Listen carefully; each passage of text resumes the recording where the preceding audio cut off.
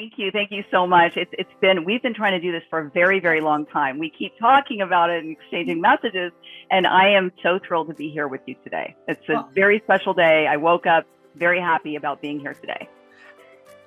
Well, as you said, systems architect, right? I think it's really all about organization and being in the moment and knowing at every moment what is your most important job. And sometimes that job is, taking care of your multifamily syndication because something's going wrong. But many times that most important job, and most of the times I would think, is being a parent, being present and being a parent in your children's life. There's no way you can go back in time and be present for them later. So the time is always now when it comes to children. That being said, I will say that the majority of my, I'm getting a little kickback on the audio there.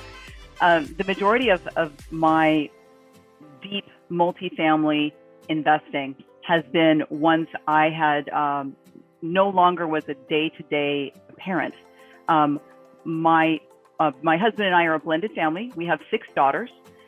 They are all adults at this point. In fact, our youngest 2 are, 25 and older and in grad school, finishing grad school, both of them. And our oldest daughters are between 30 and 40, believe it or not. And we have 10 grandchildren between them. So large family. I love large families. I come from a large family.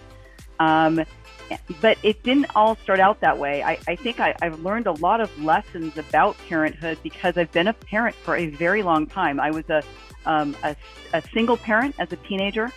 I was on welfare and going to UC Berkeley, actually. I graduated high school at 17, moved to the Bay Area. I grew up in LA, moved to the Bay Area. You'll probably love this, Feely. I left UC Berkeley a year into it because I didn't quite know I didn't know what I wanted to do. And I moved to Jamaica because what else would you do, right? So I moved to Jamaica. I was living in the country, way up in the country. I moved there, with a man, my boyfriend, who was Jamaican, and we were running a taxi business there from Montego Bay to Kingston. I got to know the country very, very well. I kind of consider part of my growing up was in Jamaica. So that gave me a whole flavor right there. And I don't know if I would have become such a young mother if it hadn't been for that experience. Here I was 18 years old, living in the country, and people would, say, well, how many children do you have? And I'd be like, I just turned 18. I don't have any children. They're like, you're 18 and you don't have any kids. You should have 3 by now. Like, it's a very different culture, right?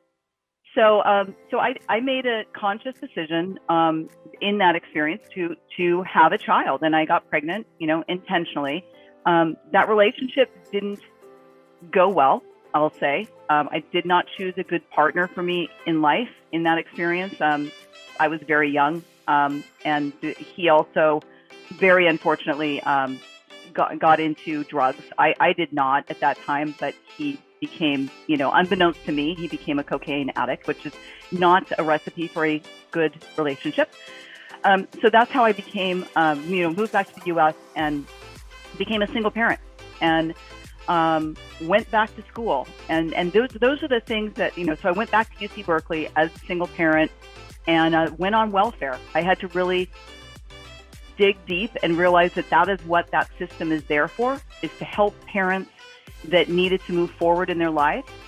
And as somebody who grew up a middle-class person, it wasn't easy for me to do that. But once I realized that's what this service is for, and so I took advantage of it and got my undergraduate degree while raising my baby. And I think that there's a lot of lessons you learn from being a parent, because I think that there's a lot of men that are single parents as well. So I like to talk about parenting in a gender-neutral term, gender-neutral words, because so many men out there are giving their all and raising their children on their own as well. all of these lessons of, going to UC Berkeley, working as a single parent, putting myself through grad school as a single parent while I was a programmer, all of these things taught me so much. Multitasking, putting somebody's needs before my own, always focusing on them and doing what's hard. It's like I was tired. It didn't matter. I needed to, that child depended on me. And I think being a single parent gives you an even more hard crust. It really pushes your limits because there's nobody else. There wasn't another person that was going to help pay the rent. There wasn't another person that was going to get up in the middle of the night if she had a fever. So that really helped I think that helped form me and made me a badass. Well, multitasking, I definitely mentioned that, right? And when you're asset managing, well, whether you're acquiring a multifamily, doing your due diligence, exploring the market, and then especially once you're running a deal, you are always multitasking. I mean, right before I met you, I probably had 5 things going on my computer. And I'm like, okay, I've got to put these to the side for a minute because I'm going to be on with Peely. But I'm literally, that's why I'm known as the chief plate spinner in the company. I get shiz done. Okay? Want something to get done? You want 17 things to get done? I'm your person.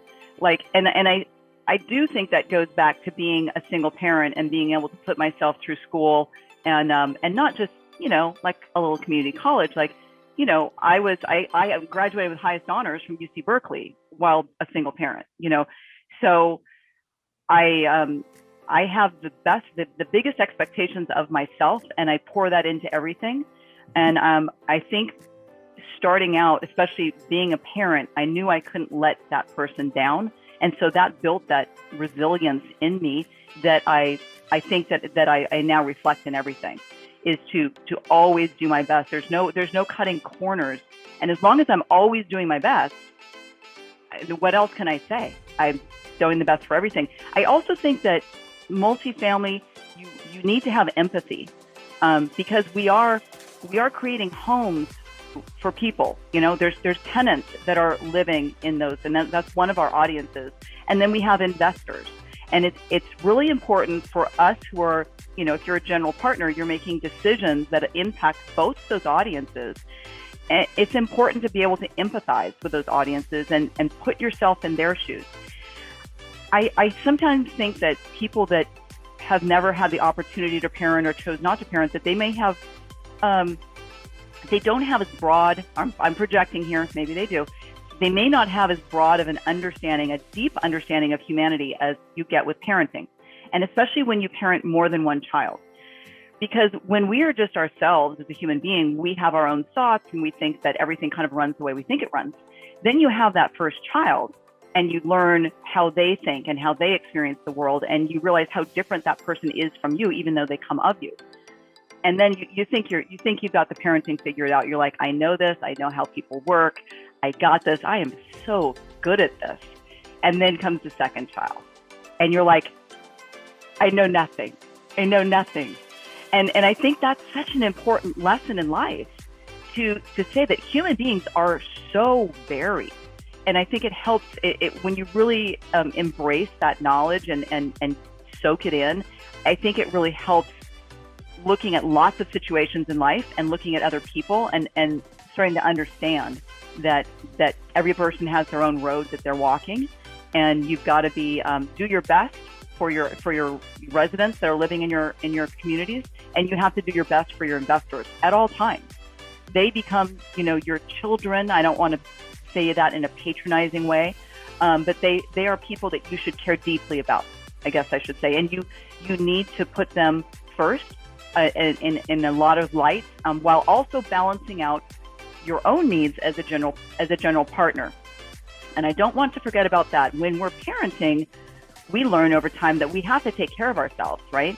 If we don't take care of ourselves, we are not very good parents because we're, running low. We start feeling, used, exhausted, snappy, etc. As a general partner, the same thing can happen. Okay. And I don't just mean that we get overworked.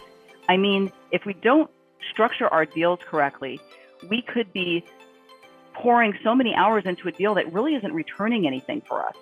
And it starts eating away at us, that we're not making this apartment that we thought was going to make such a difference in our lives is really a huge drain on our energy. Like, we're the last ones getting anything out of it. So I'm always trying to find, and I think this is true in parenting, you're trying to find win-win situations, right? Where it's a win for the child and it's a win for the parents.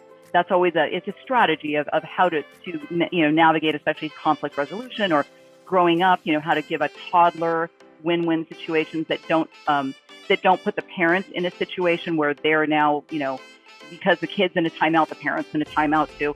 So you want to be able to create win-wins with your investors and the general partners as well. I think that with parenting, there's a lot of hard decisions that come up, things that people are often blindsided by, something they never imagined parenting would be as hard as it is, right? Because they get this, oh, babies are so cute and I'm going to be such an awesome mom. My teenager's going to love me,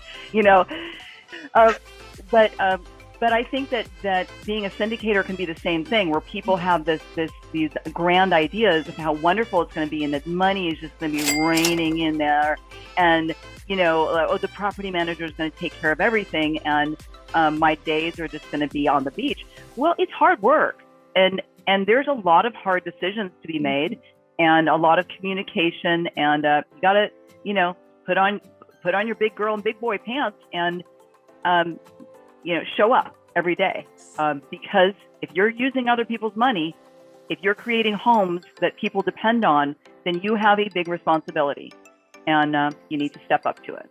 I am the COO of Grocapitus, which is a syndication company in the Bay Area. We purchase value add, as well as we are also developers. We build apartment communities as well as fourplex communities. So if you're interested in investing in syndications to own shares of one of our communities, or you're interested in buying fourplexes and not sharing any ownership with anybody, just owning your own fourplex, you can reach out to us, www.grocapitus.com, Grocapitus. A lot of our investors, or I would say the majority of our investors, are really drawn to us because of our data-driven methodologies. So Neal and I, as technologists, the way we approach everything, how we pick markets, how we do our asset management, is all very quantitative, very systematic, and very data-driven. We teach about that in Multifamily University. We have a boot camp that we do a few times a year. That's a paid thing. But what you can get for free is you can join our webinars. We have 3 webinars typically every week. Neal speaking, different hosts speaking, different presenters speaking. I am the host for almost all of them. Those are the ones that Neal is speaking. So please join us. No cost. Just come and learn about what's going on out there. Make a plan. One thing we didn't get into is how many different pivots I've had in my life. I was a programmer. I was a professional photographer of children and naked pregnant women for many years. And I've done many things, and I bring all of them into what I'm doing. But when I decided, every time I was going to pivot, I made a plan and gave myself milestones and goals to get there. So it doesn't just happen. Nothing just happens. You have to create a plan, create the space in your life to take action on that plan, and move forward. Always be moving forward.